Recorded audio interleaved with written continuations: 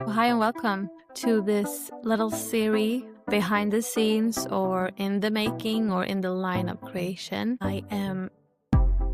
Want to invite you on a journey behind the scenes, on a journey of the version of the artist, the creative process, where I think the real and true magic of inspiration and connection with that inner alignment, that inner creator of us all truly lies. And the era that I am currently operating and approaching is I am launching my second album, B-Sides. And I love the idea of creating through the director of themes, meaning applying a theme not to restrain our creativeness by any means or by any specified or desired outcome or goal, but rather to allow ourselves to really explore the joy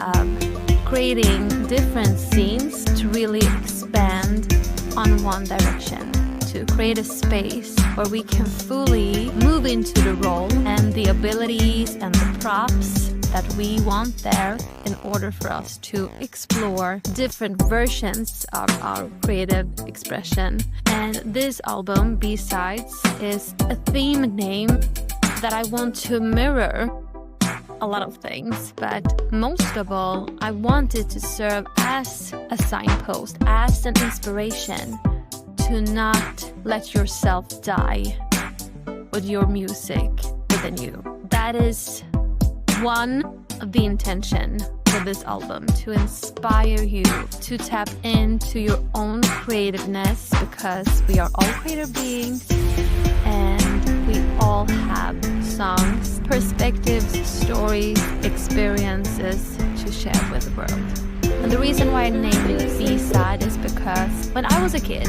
my biggest dream was to create and release my first album. So when that got possible a couple of years ago, in this day and age when we are so gifted with so much possibilities, but it's more a question if we are embracing that or not. And sometimes I think the norms and fear of rejection and our own conditioned mind is actually the one thing that stands in the way, stands between us allowing ourselves to really live our life to the fullest as artists and as creator beings, to express that through music in this case. So that was my dream, to release an album, and back in the days that was actually an album, a CD. And I remember how I love whenever I bought a new album, this little cover inside. Sometimes the lyrics were there and I loved that, and different, show some picture for that album. And Yes. And so I remember, the idea of releasing an album was so much more than just the music and the lyrics. It's what all the artistic around that. And when I say artistic, I don't mean in like a snobby way. I really mean when we are stepping in that perspective to allow ourselves to create, use different color palettes or whatever, and never ever limit ourselves to any artistic identity. And that leads me up to my artist name, which is Aimme. A short story about that. I remember when I really decided that, now I'm going to launch my music, and I were considering using different artist names, and I was not sure why until I heard Bob Proctor say when attending to one of his or listening to one of his seminars. He said, "I'm not my name, that is just what I'm called." And that gave me the boost that I needed, because even if I didn't understand that fully back then, that we are never restricted to any limitation in forms of any identity, but the idea of having an artist name was the guidance I needed then to understand that I can create whatever I want, and doing it under this fictive name gave it open for more creative exploration. I felt like I didn't need to stand for what I was creating, because that is one thing that I do think that with anything in this world, nothing is either good or bad. I mean, I think music is one of the number one source for me anyway, to tap into myself, but also to experience this life. But yet there are so much ego limitation in that as well. Just thinking about when I were living my dream, being an artist at a small label, and there was this label director and manager, and they told us how it was and explained the norms, and I could never, ever accept to that. I could never agree to that, because I don't think that as artists that we have any rules to apply. And there is distinction between wanting to aim for a specific goal. There's nothing wrong with that, but when we let that goal take over our artistic vibration, what's the point?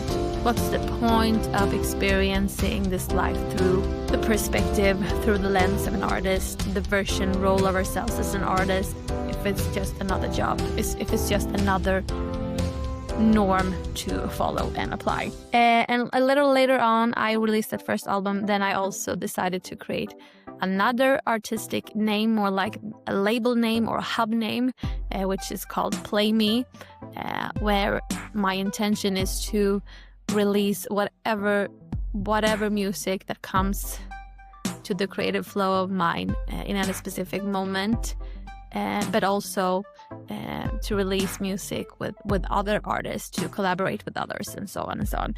And also the B-sides, when people were publishing singles back then, they often, or even back in the days when there were LPs, long before my era, there were often B-sides, like a second song that went with the single, and that song, as I understood it, was not meant to go viral or meant to be picked up by the radio stations. And I know that often when I bought singles, it was often the B-sides that I loved the most. So that is also a mirror of that what is a good song or what is good or bad is always, it's not up to us as the artist to decide what the public, what the audience will consider a good or bad song. And also it's a reminder to not create music for the audience. We love the audience, we are grateful to our audience, but we are not creating for somebody else. Then the power of being aligned with our inner creative version, that's the purpose. And when we do that in that order, that's when our unique talents, gifts, in this case, creative, artistic expressions, has the potential to serve the world. And serve the world, it can be in whatever direction. It can be by inspiration. Somebody may feel like this lyric spoke to me. This was something that I needed. It made me feel seen, or this beat is something that when I feel down, immediately I feel good. So this doesn't have to be this serious thing. It can be service, pretty much mean that somebody else gain some kind of emotional value, whatever that is. So that's B-side. That's a short presentation of this series, why I named it B-side. And also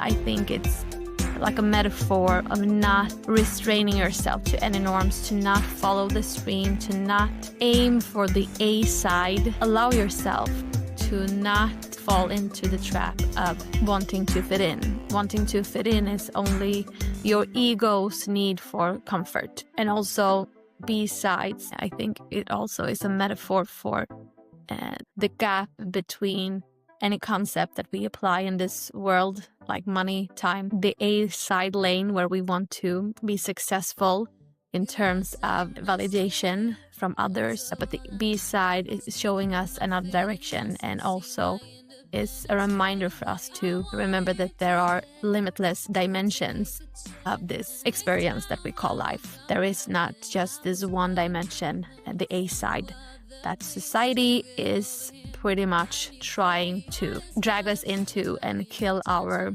inner vibration by making us feed the matrix of the A side lane.